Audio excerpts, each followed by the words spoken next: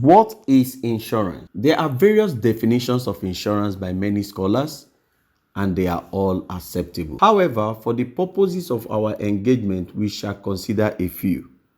1.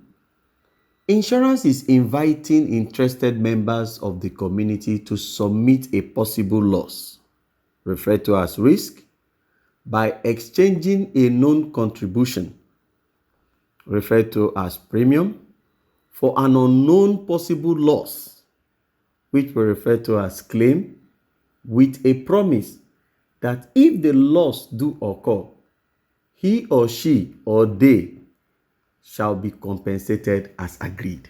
So 3 things play out in insurance. There is a risk, there is a premium payment, and there is a claim, which is the obligation why we are an insurance company. The second definition is that any contract by which one of the parties, for a valuable consideration known as premium, assumes a risk of loss or liability that rests upon the other pursuant to a plan for the distribution of such risk is a contract of insurance, whatever the form it may take or the name it may bear. That's the definition from Robert Mayer. The third definition: insurance allows the individual insured to substitute a small but definite cost premium for a large but uncertain loss under an arrangement whereby the fortunate many who escape loss will help compensate the unfortunate few who suffers a loss. So this third definition is just showing to us that insurance is a pool where everybody makes contributions. So let's assume in a community there are 10 people and they start contributing equal amount of money into a pool, saying in the event any of us suffer a loss, take from this pool and make sure the person is compensated back to the level where the person is. So it is done with the mindset that the whole 10 will not have loss at the same time. At the same time, too, we believe that those that will be fortunate will be more than those that will be unfortunate. So that is the entire concept of definition of insurance. So one thing insurance will do for us is that it helps eliminate anxiety and instill confidence. Principles of insurance.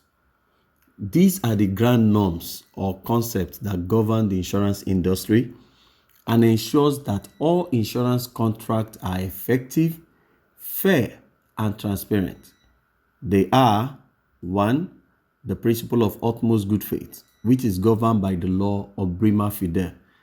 It relates to all parties involved must act in good faith and disclose all material facts and relevant information to each other. 2. Insurable interest. Policyholders must have an insurable interest in the object of insurance. This implies that they stand to lose financially if the insured event occur. You cannot say because you love C. Ronaldo, good player, you decide to take an insurance over the life of C. Ronaldo and says, insurance company, in the event anything happened to C. Ronaldo, I will suffer a heartbreak here in Nigeria, compensate me. That does not work in this instance. Indemnity. The insurance contract is designed to indemnify the insured against financial losses by bringing them back to the position where they were before the loss occurred.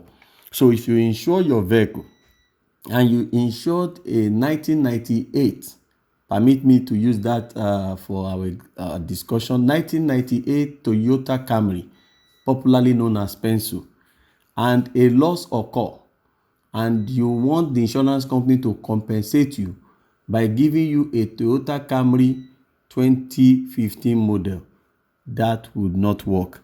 So the equivalent value of what you lost is what the insurance company will give to you. The insurance company will bring you back to your position before the loss occur.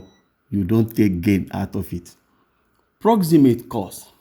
The loss or damage must be directly caused by the insured event, not just a contributing factor. So the insured event must be what led to the loss. That is one of the key principles. It's not that it must be a contributor. So if you insure against fire, fire must be what caused the loss. If you insure against accidental damage, accident must be what caused the loss.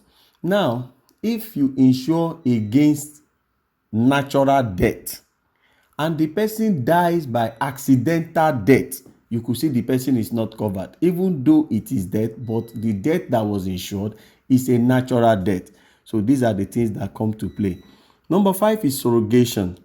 The insurance company have the right to pursue third party liable for the loss or damage to recover the amount paid to the insured. So if Alex insures vehicle with insurance company A and Bello insures vehicle with insurance company B, and Bello's car run into my car and damage my car.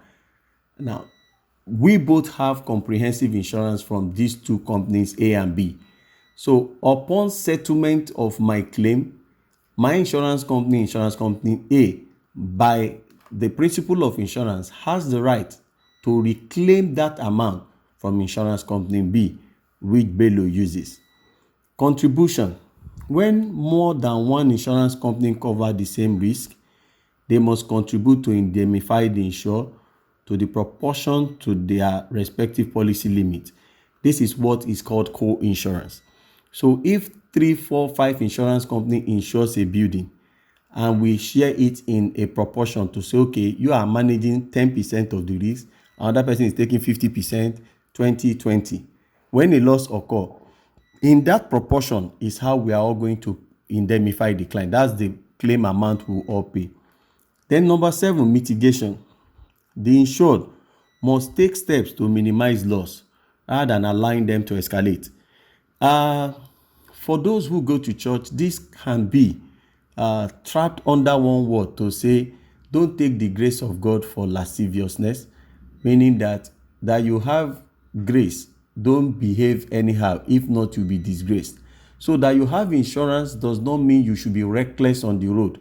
So there is a price for it. So the onus is on you to take due diligence to protect even your assets, notwithstanding that you have insurance. It is called price of caution.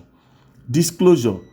The insured must disclose all relevant information to insurer, inclusive of any change to the risks or circumstances. Yes, you insured a property and the insurance has been running for 3 years. You now decided to give the house a new facelift, bring in new equipment, elevate. Maybe it does not have POP before, you now added POP. The onus is on you to notify your insurance company over these changes. As we prepare to navigate into our modules, there are 3 key insurance terms I would want us to understand fully, as it will be of great assistance to us as we discuss. They are: 1, risk; 2, peril; and 3, hazard. Risk is defined as the chance of a loss occurring. The chance of a loss occurring. That leaves me with the question that, is there anything we own or desire to own in this life that cannot be lost? Think about it a little bit. Our cars, our house. The answer most certainly is nothing, because even our very life can be lost. So, interestingly, if risk is the chance of a loss occurring, and everything we own or desire to own can be lost, that means everything and everyone is exposed to risk. Wherever risk is found, insurance is needed. So permit me to say that everyone and everything needs insurance. 2. Peril. Peril is the cause of a loss. Remember, risk is the chance of a loss occurring. Peril is the cause of a loss. What made the loss to happen? A man can own a car and loses the car either by theft, by fire, by accident, or maybe spiritual, just to be humorous a bit, by spiritual disappearance. That's just on the lighter note. So that means that made the car missing is what is called peril. Do we get that very clearly?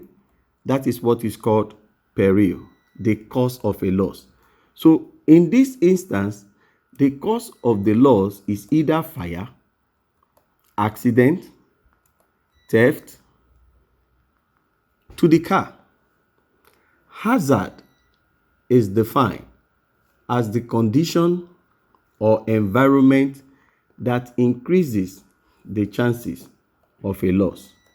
Meaning, if you start burning a bush during harmattan, the chances that the bush burning would take another dimension is higher compared to when you do such during the rainy season. Reason being that the harmattan period is a dry period and as such favors burning. So hazard, harmattan is hazardous environment to fire. So if the fire now gets burning and affects a building, so you can trace it. The building was lost. Risks happened to the building because risks is the chances of a loss occurring by a peril called fire, which was enabled by a hazardous environment called harmattan. Thank you for listening.